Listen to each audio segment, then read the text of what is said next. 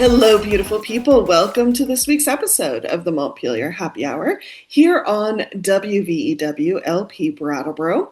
I'm your host and producer of the show, Olga Peters, and this is where we talk about how everything in Montpelier shakes out for the rest of us. I want to welcome to the show for his first time Representative Chris Morrow, who represents the Windham-Windsor-Bennington district. And for those who don't know, it's the towns of Weston, Andover, Londonderry, and Windhall. So glad you're here, Chris. Oh, thanks for having me. I appreciate it. Well, it's quite a mouthful, Windham, Windsor, Bennington as a district. What's that like serving three counties, which I'm sure they each have their own sort of flavor and feel? And then, of course, you've got the towns within those counties. Yeah. I think I win the award for the longest district name in the legislature. It's a little odd. It's more, I just base it mostly on the towns themselves. The Mhm. counties, as you know, in Vermont, there's not strong county governance or anything like that. So, especially here, we're on the fringes of all three counties. Mhm. Um, and so, we feel like we're our own little world tucked up here in the mountains. So the county issue was more of an issue while I was campaigning, Mm. and from a kind of organizational point of view, because each county has their own democratic committee and things like that. So I was interacting with three different county chairs and all that sort of thing. But from an actual governance point of view, it's much more just the towns and the district. And, we're pretty cohesive. Although they did redistrict it in 2020. And so it's a little less intuitive now than it was before then. Mhm. Um, but as you said, it's Andover, Weston, Londonderry, and Windhall. And um, so we're all mountain towns. Andover is a lot smaller and more isolated than the other towns, but um, a lot of second homeowners, a lot of rural poverty, and this interesting mix of wealth and poverty and rurality, and of course, like the rest of the state, an aging population. You Mhm. know. And what about issues? Were there some issues that were more important in one town over another, or? Not particularly. I mean, the clean heat standard chaos from the last election cycle, which was largely based on misinformation around how much oil prices were going to go up. That came up in a couple of towns more than others.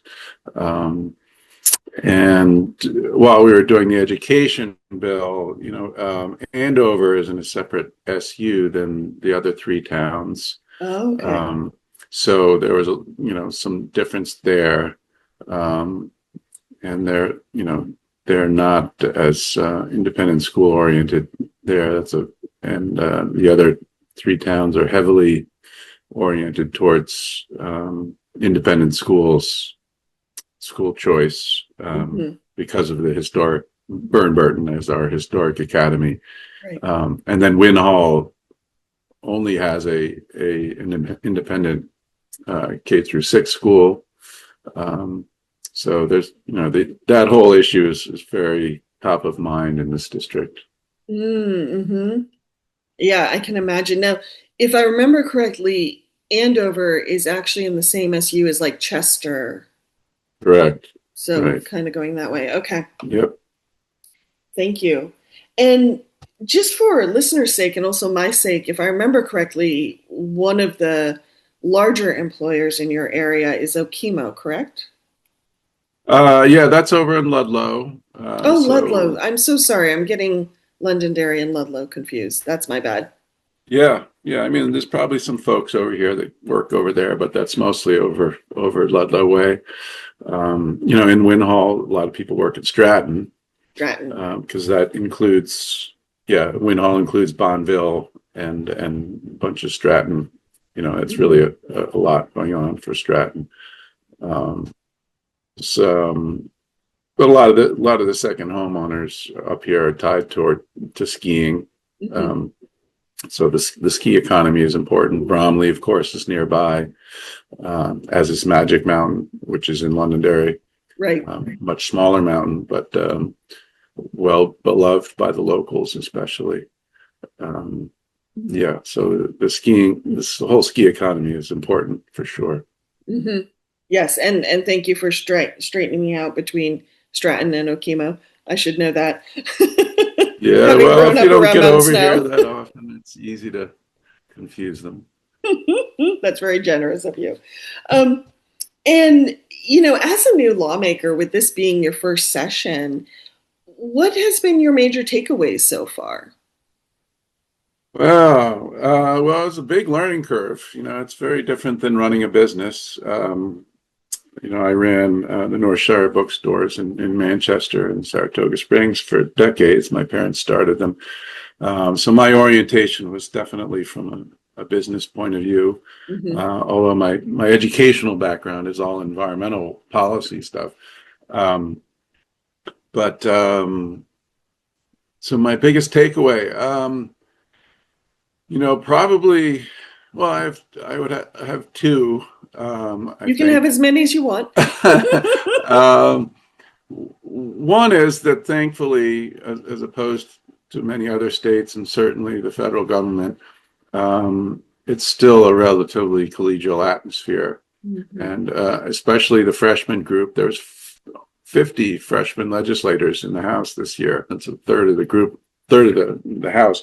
So it was a strong freshman class, and we made a concerted effort to um, be bipartisan and get to know folks from the other parties and to spend time together. Of course, we didn't always vote together, but we often would dine together and make an effort to talk about issues across party lines. And I think overall it was a much more centrist group than the existing members. So which I think Vermonters wanted, and I think will over time, as we settle in, have an impact on the legislature.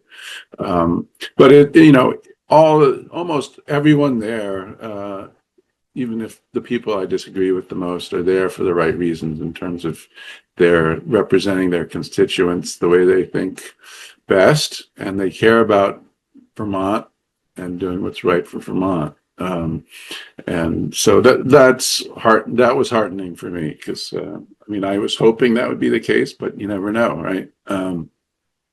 And so lots of policy disagreements, but generally a collegial atmosphere, which is important in terms of getting good policy done over time, because you have to be able to have these tough conversations. Mm. Um, the other big takeaway, which is not going to be a huge surprise, but it just reiterated for me how important leadership is. Power is more concentrated than I expected in the House, Okay. with the Speaker's office and some of the key committee chair people. And I think it might be a little less so in the Senate, but I think in all the Senate, the House, and the governor's office, there have been stark examples of when leadership has proven effective and fruitful, and quite the opposite. Hmm. Um, so you can have 150 good people up there, but if leadership isn't where it should be, in my opinion, then things don't get done. And the same in the Senate, and even more importantly with the governor. You see he led very strongly on the education bill, and that happened. Some other things are just, vacant of any leadership whatsoever, and you see the effect on Vermonters. You could take homelessness. He vetoed H91, which was a good bill after years of struggling with the motel program, which no one thinks is a good long-term strategy. Right. It's very expensive, and it's just kind of a stopgap measure. It's not really, impacting the fundamental drivers of homelessness in Vermont, but it is providing a roof over people's heads. But the H91 was, in my opinion, a good transition out of the motel program over a couple of years, and really driving support where it needed to be, down to the local capstone agencies, and providing wraparound services and whatnot. Right. Trying to address some of the root causes. And so that got vetoed. And I'm going off on a tangent here, but nope, you're welcome. That got vetoed, and there's absolutely no leadership on this issue besides closing down the motel program, right? So I'm just bringing this up as an example of two examples of leadership. The ed bill, he was very strong, came out early, presented a plan, and drove the agenda from behind the scenes for quite a bit of the session, and that contrasts markedly with the homelessness issue. So just leadership on all levels, strong leadership's crucial. Yeah, it really is. I appreciate you saying that, because that's one thing I think we often need to balance in our governmental structure is having the different branches of government each doing their own job, but you also need the strong leadership to keep the boat moving in the same direction, and that, I can imagine, is a balancing act quite often. And it's something we forget how badly we need it. Which sort of brings me to my next question is, I will admit, when I was looking at your background, and then I looked at the committee you were assigned to, so your background, like you mentioned, has a lot of environmental work in it. You were part of the Peace Corps. You've served on school boards, I believe. And then, of course, the bookstores. And you were assigned to the House Committee on Energy and Digital Infrastructure. For yourself personally, did you see that as a good fit based on your past experience? Was it a whole new game for you? Like, what I guess on the topic of leadership, what I'm kind of dancing around is, even for yourself, within yourself and your skill set, and as a newbie, moving forward with legislation and feeling like you have a clear path forward, which I think is kind of part of like personal leadership.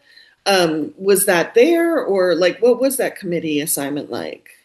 Yeah, no, it was good. The energy side of things I'm very interested in, and have been involved in just at the bookstore and at my house, in terms of getting solar and batteries and driving EVs, and understanding, working with Efficiency Vermont, for instance, over the years in multiple capacities. And I am very interested in energy issues, so that was a good fit. The digital infrastructure part was mostly new to me, in terms of policy and oversight. Most of that role is an oversight role, because the legislature, by its own admission, has been woefully inadequate at overseeing state IT programs, which are very expensive and have been kind of all over the map in terms of cost overruns and effectiveness and timeliness.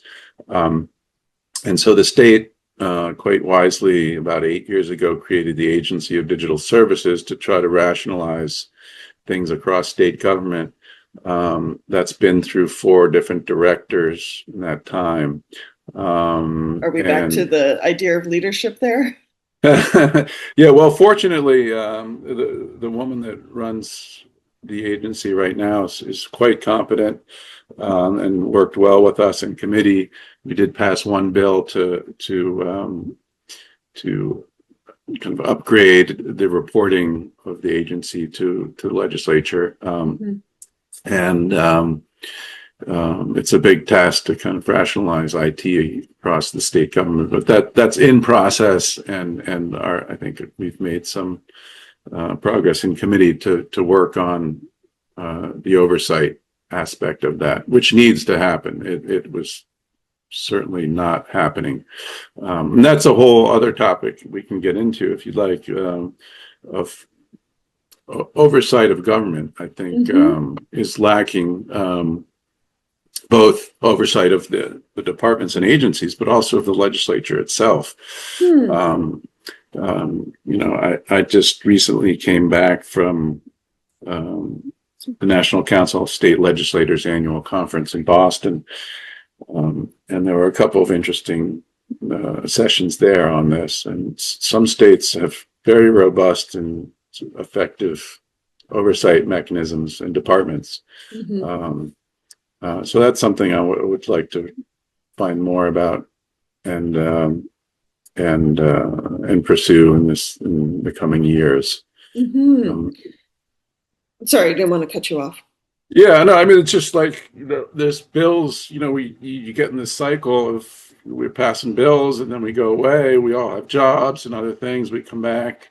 It's a new session or even a new biennium, and new issues, or building on top of old issues, and we're passing things, but there's very little understanding or time spent on looking at what we've passed in the Hmm. past, and did these bills do what we were expecting them to do? What were the unintended consequences? No matter how well a bill is crafted, there's almost always going to be unintended consequences when rubber meets the road, right? So, are we looking at those? Sometimes we are, sometimes we're not. Are bills doing what they're supposed to do?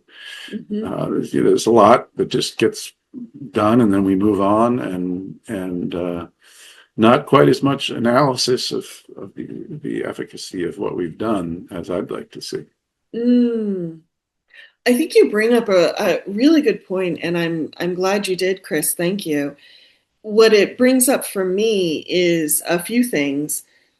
One, as I was prepping for the show today, I was just mulling over that idea of infrastructure and all the different types of infrastructure a system may have. You have like in a roadway, you might have the physical infrastructure of the roads and the culverts and the signage, but then you also have the additional infrastructure of like who's plowing the roads and how are those trucks being maintained and who's filling the seats and who's overseeing everything.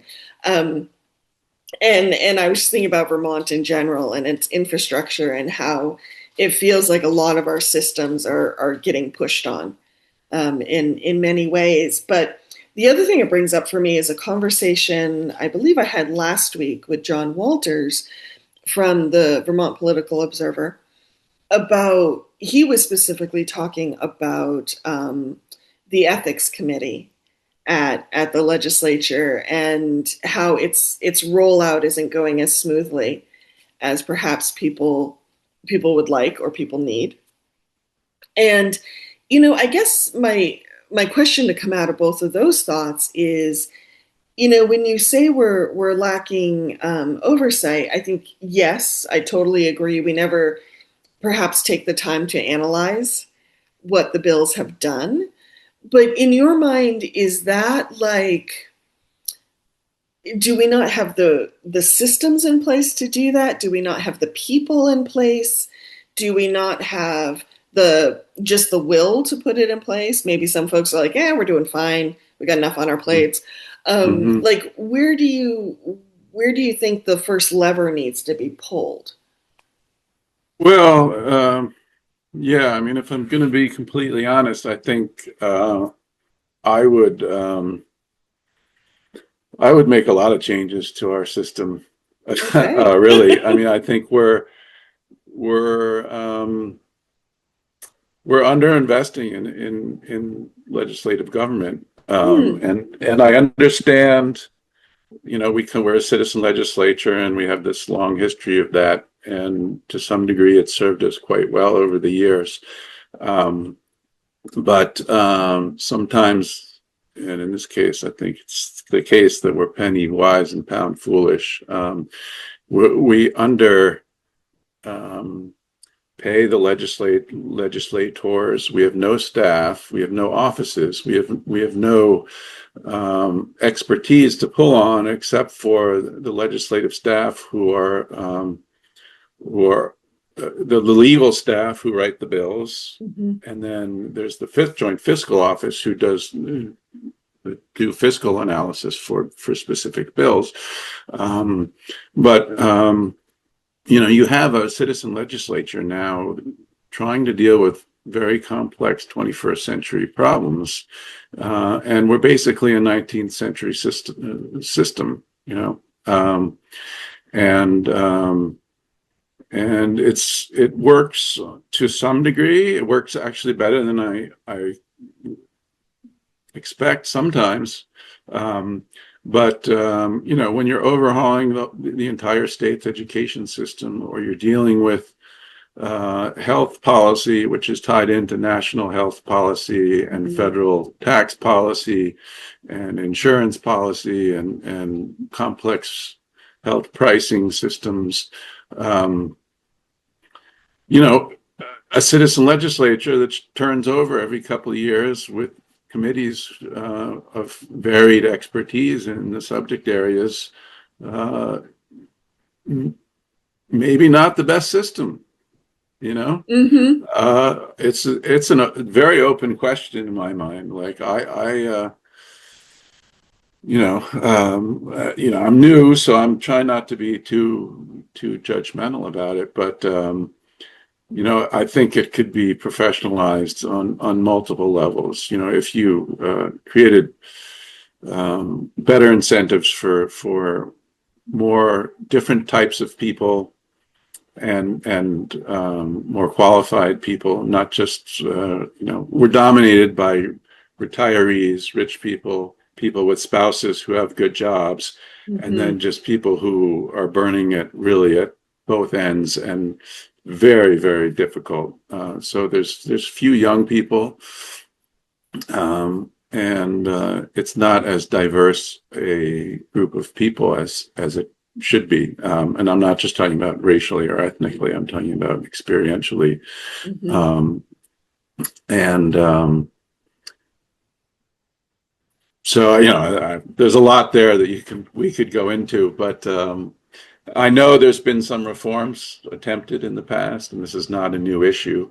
But as the issues get more complex, I mean, we haven't even started talking about AI or cyber cyber issues, which are both in my committee Hmm. because of the digital infrastructure part of things. Um, you know, there's complex issues to work with there, and it would be a lot. It would be a lot easier for us as legislators if we had a professional staff to be helping us. Hmm.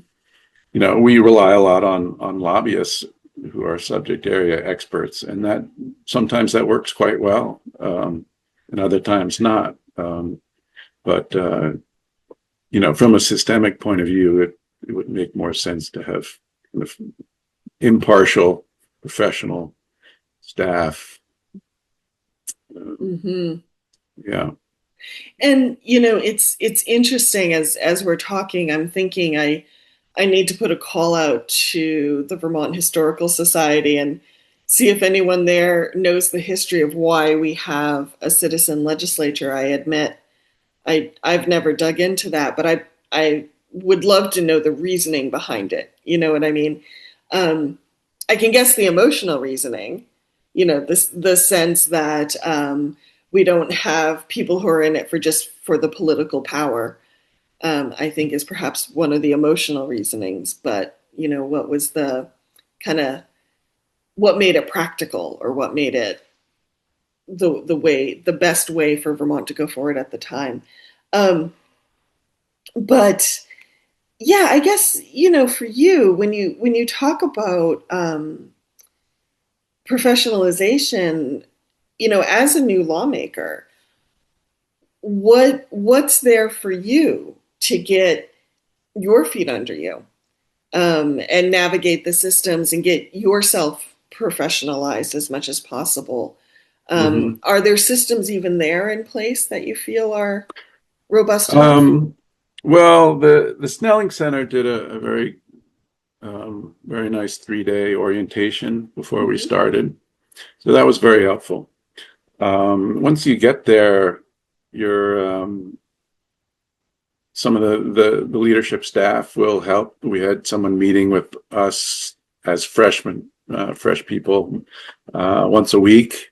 And that was very helpful just to get oriented and understand when these bills come up, what they are, and then the procedures on the floor, and etiquette, and process, and all that sort of thing. So there are some mechanisms to get up to speed. Mm-hmm. My committee specifically was a new committee.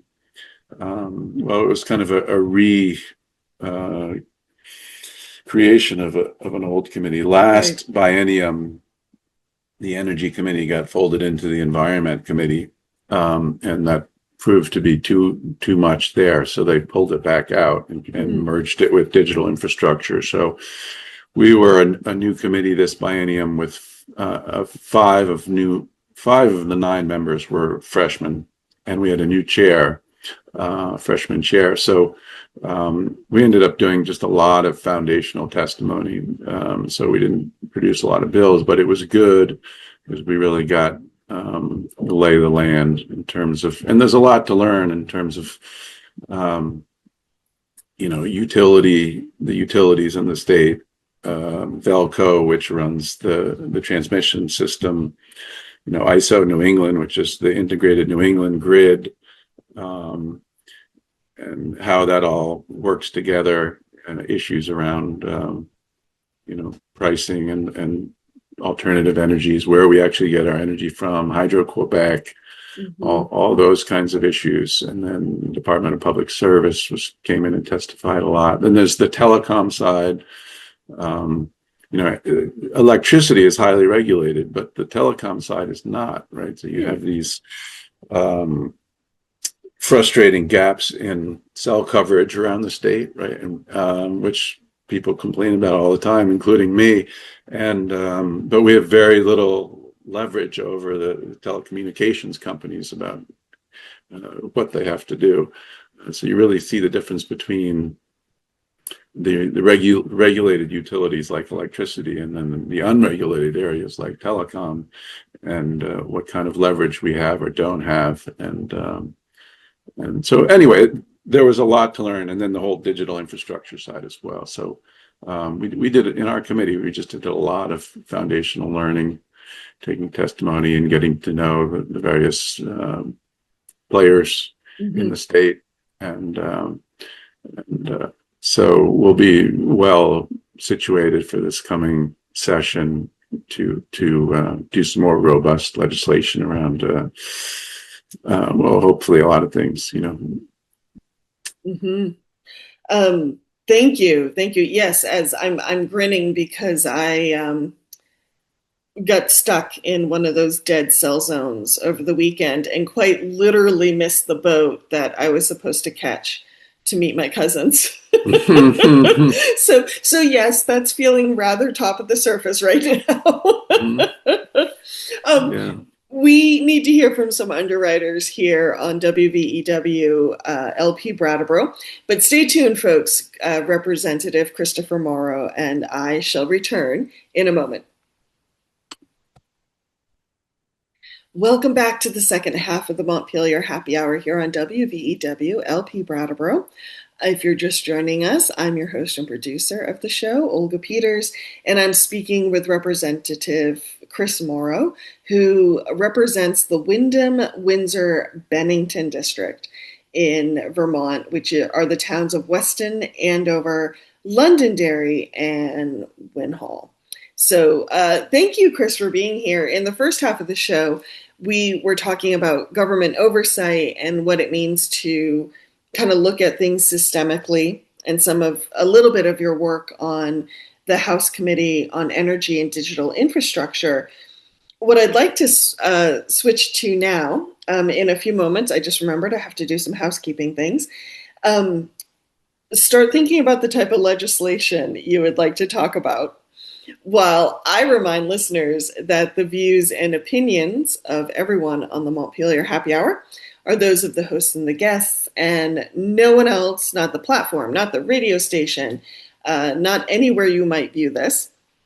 And I want to thank BCTV for taking the video version of our show and sharing it with media centers around the state.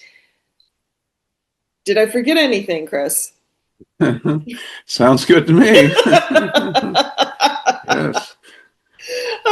So talk to me a little bit. What was the legislation from this past session that maybe didn't receive some of the press time or public attention as some of the big ones like H91 or the Ed Bill that you feel you'd like to touch on so people know about them?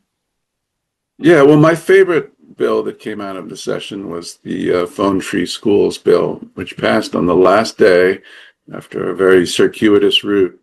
But the data on cell phone use in kids and schools is pretty overwhelming in terms of kids' mental health, their ability to concentrate, their social skills with fellow students. I mean, on multiple levels, there's prolific data on this, and so we were happy to be one of many states that passed similar legislation this year to restrict phone use from bell to bell, so that not only in the classroom, but between classes and at lunch and recess and all those kinds of times, the kids are interacting with each other instead of hiding in their phones and being exposed to the destructive algorithms. So I think long term, if you look back 10 years from now, that's probably going to be the most consequential bill that we passed this last session. Along with that, we passed a bill called the Kids Code Bill, which restricted social media companies in their access to children and what they can feed children. So it's really the same issue, just a different bill. And they're both extremely important for kids, especially. Yes. So those were two great bills, and I was just very tangentially involved in those. That was mostly other people. And a note, like this is a good example, actually. The phone-free schools bill was really pushed by a few mothers from around the state. This did not originate in the House. I mean, there are some legislators who are champions, obviously, who took it on. But this isn't a good example of how a few Vermonters can get a bill passed in the state when they're tenacious and the data is behind them and they have a good voice, and they have allies, develop allies. It was really an interesting bill to watch from that point of view, because it was driven more by a few mothers in the state than it was by legislators. And so it was impressive for me as a freshman to watch that happen, because it was real democracy in action. Yeah. Some of the other bills, we passed two good healthcare bills. I mean, you get quickly quickly you get in the weeds on these things, and if you're not up on them, it doesn't make sense. One was a pharmaceutical bill, the so-called 430B program, which um, regulates how hospitals and healthcare centers can price pharmaceuticals, basically. And so some of the hospitals were not happy with that, but most of the smaller hospitals and the federally qualified health centers and others were very happy that we passed that. And it will certainly over time help rationalize healthcare costs in the state, because you saw a wide disparity of charges pricing on these drugs, and sometimes quite exorbitant. And the other healthcare bill had to do with the Green Mountain Care Board and how they oversee hospitals and their pricing and their structures. Again, quickly gets into arcane lands, and it's healthcare policy is very difficult. It's really, I feel for that committee, because it's very complicated, and we don't have nearly the same leverage we do over something like education, which we can and did overhaul the whole system. There's no way we could do anything like that for the healthcare system, even though it needs it, but that it needs to happen at a federal level. Yeah. So we will certainly be dealing with the healthcare issues again this upcoming session, because we need to.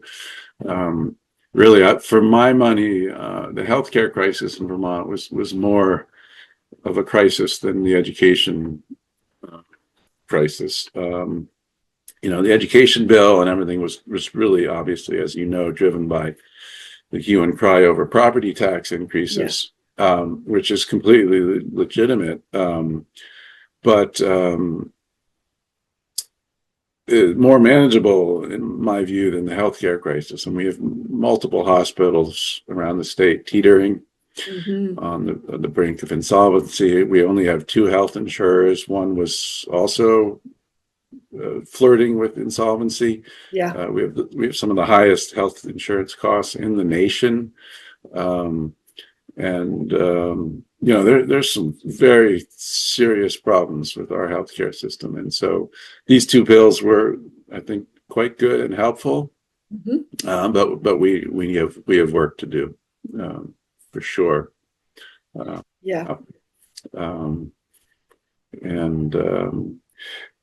what else? Of course, the ed bill, which was a whole beast in and of itself. What are your thoughts on the ed bill? I realize it has a long ways to go before things become implemented, but as it stands now, what are your thoughts?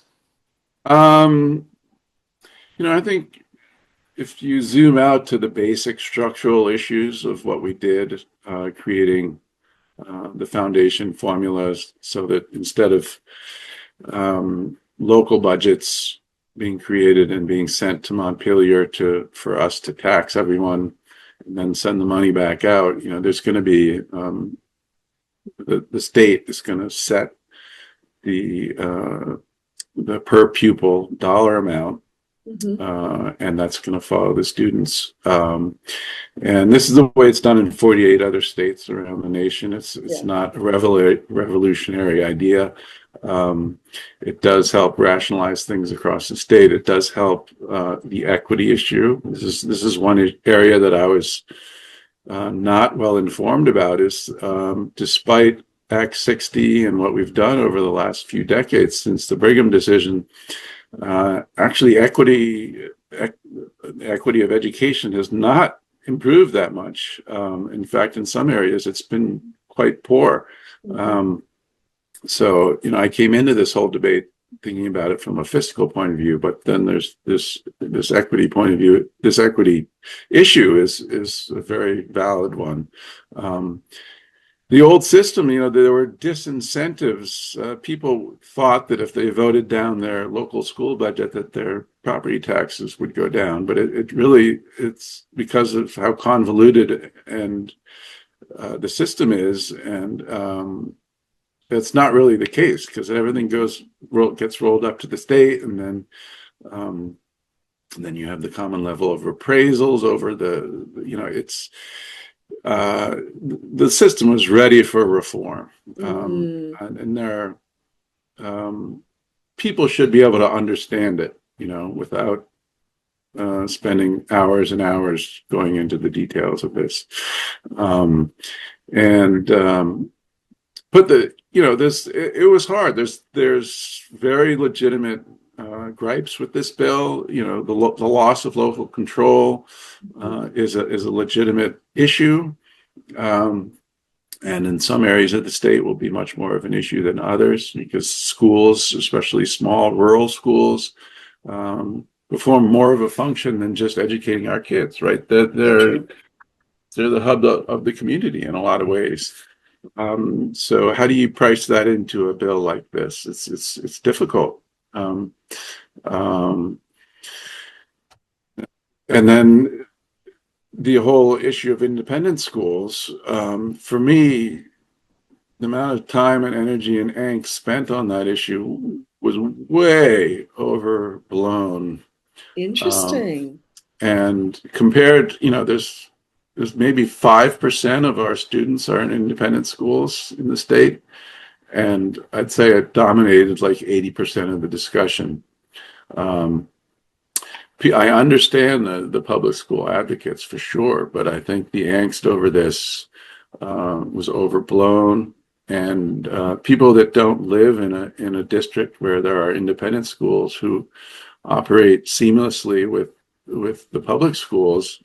My kids went from Floodbrook to Burton, right? Mm-hmm. It was a seamless transition from a public school to an independent school. My younger daughter went from Floodbrook, spent 2 years at Long Trail, which is an independent school in Dorset, because of her needs and in the middle school years, and then went to Burton. We had, so we have options, and it serves our kids very well. We don't have a historic high school, so we didn't really have an option there. It's like Mm-hmm. that Burton functions as our high school. But anyway, so for me, I thought that was overblown. And then the Senate, the dynamics of the Senate didn't help the issue because uh, there were some very strong-minded independent school advocates on the Senate Conference Committee, especially that skewed the conversation at the end of the session. I Interesting. voted against the bill coming out of the House, going initially, because I didn't feel it gave enough flexibility to independent schools, and took into consideration rural schools as much because they had some pretty strict class size minimums and Right. some other elements of it which I felt would be difficult for districts like mine. Um, and then those got loosened up a bit in the conference committee, and so I ended up, even though we didn't have a roll call for the actual bill, as you know, because of some confusion at the end there, Mm-hmm. it had changed just enough in committee for me to support the bill. Okay. Um, Although, with misgivings. Mm-hmm. Um, there's the tax policy side of the bill too, which doesn't get talked about as much, but I think like now we get taxed on a homestead rate or a non-homestead rate, and so the non-homestead got split up into a few subcategories to allow more flexibility going forward. I thought that makes sense, and then also the income sensitivity system for how we assess property taxes on our homesteads got changed to a more immediate and hopefully more effective system.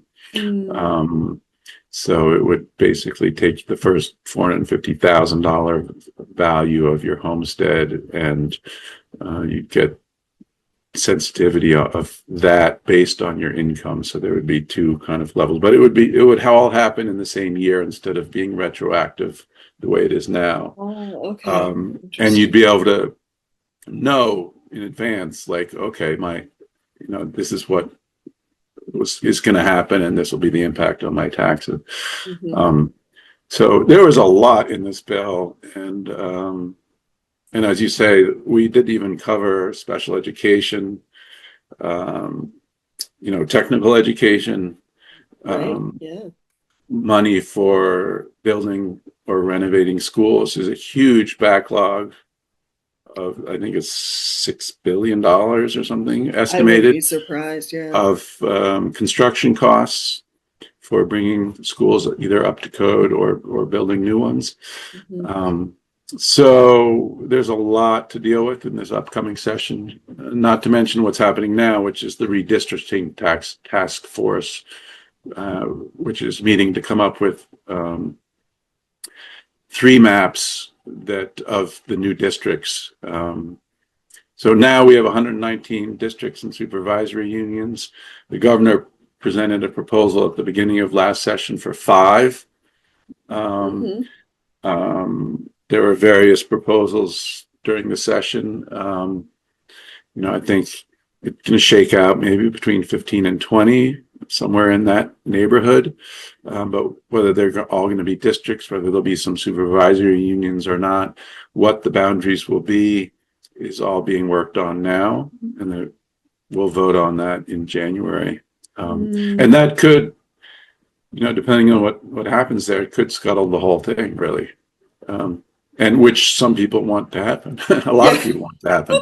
Uh, so it'll be interesting dynamics right at the start of the session. Usually the dynamics and the fireworks come at the end, but there'll be some interesting early session dynamics around the ed policies. Mm.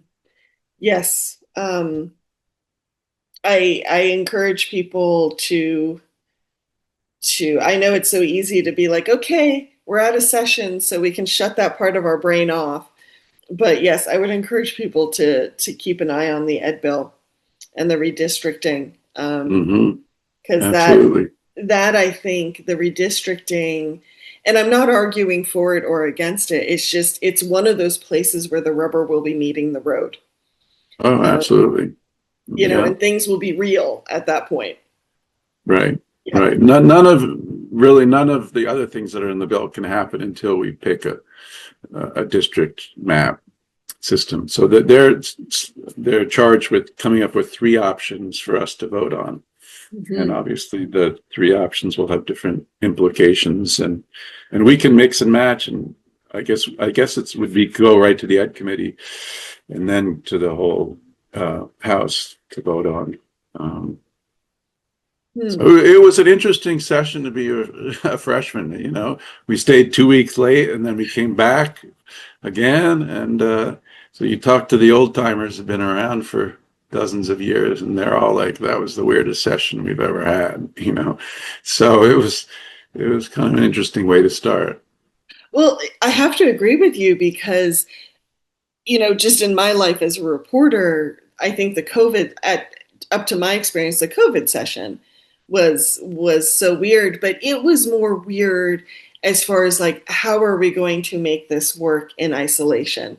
A communal process work when we're supposed to be isolated, and confusion over money. But this was really, yeah, the policy really seemed to be driving what was different, if that makes sense, at least from Hmm. someone on the outside looking in. Yeah, absolutely.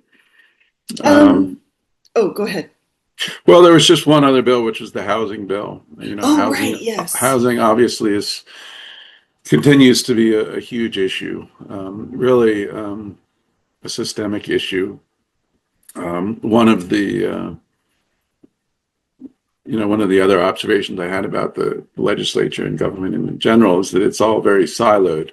So you Mm, have the committees are all subject area committees. The agencies and departments are subject area departments, and And but that's not really the way the world works. We live in everything is interconnected and interdependent, and I think the organizations that function well in the world have more of an ecological lens or systemic lens on how things work together, and there's a cross fertilization of different departments and ideas, and so that doesn't happen as much in the legislature as I would like, and I'm going to work on some of that in the coming years, hopefully.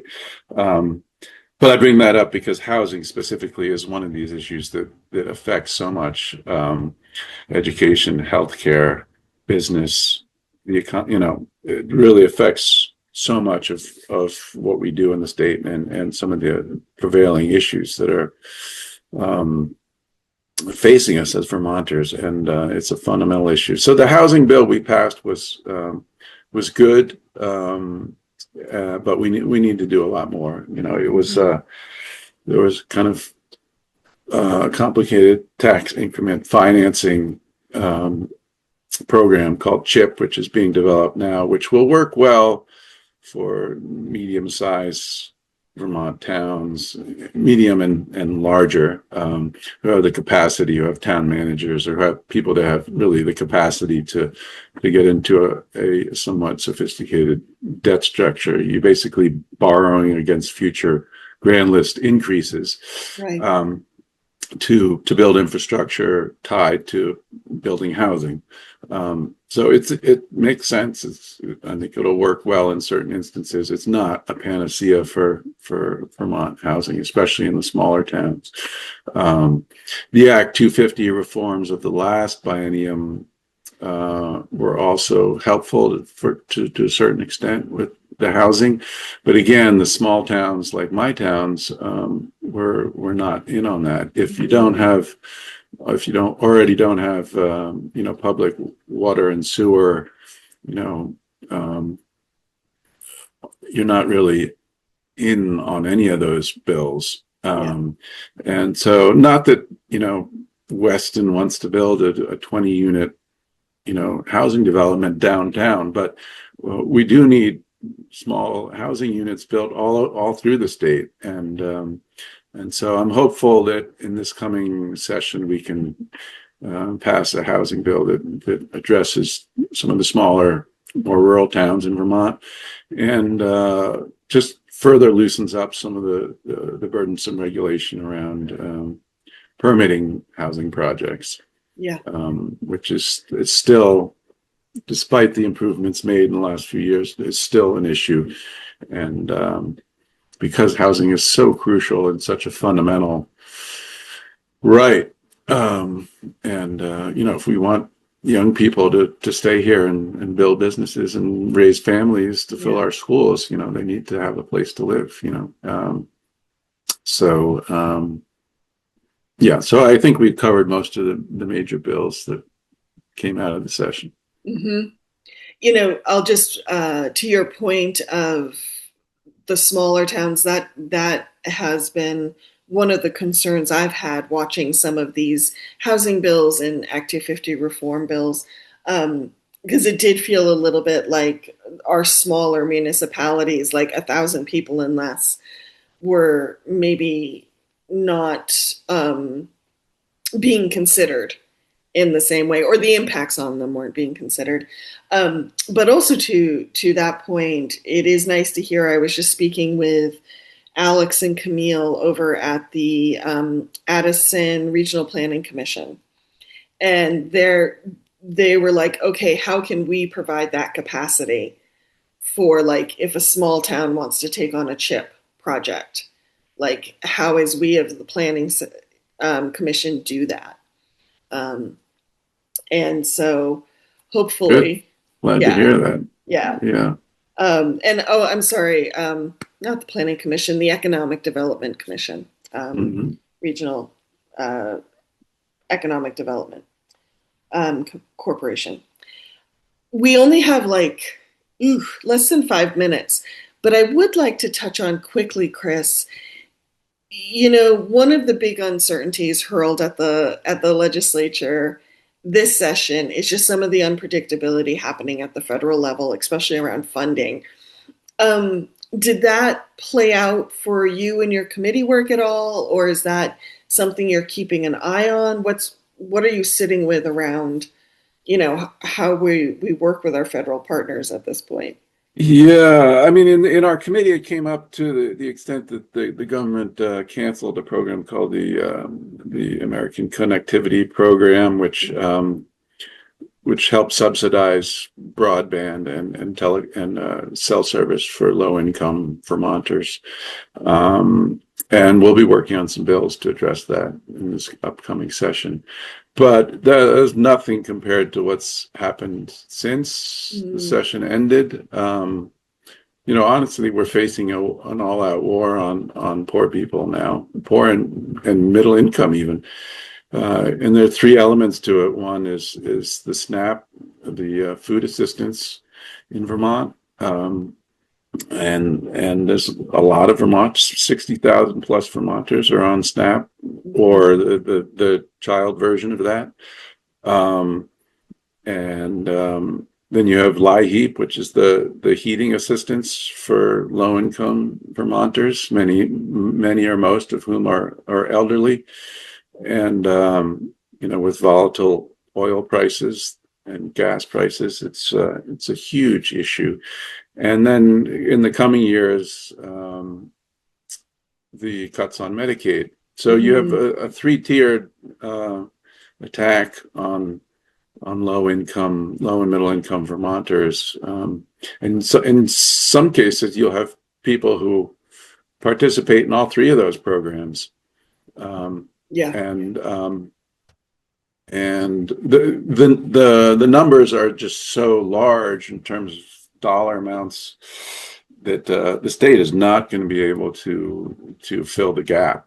We're Hmm. talking hundreds of millions of dollars per year, and so this is going to, I think, dominate the budget conversation for the next few years for sure.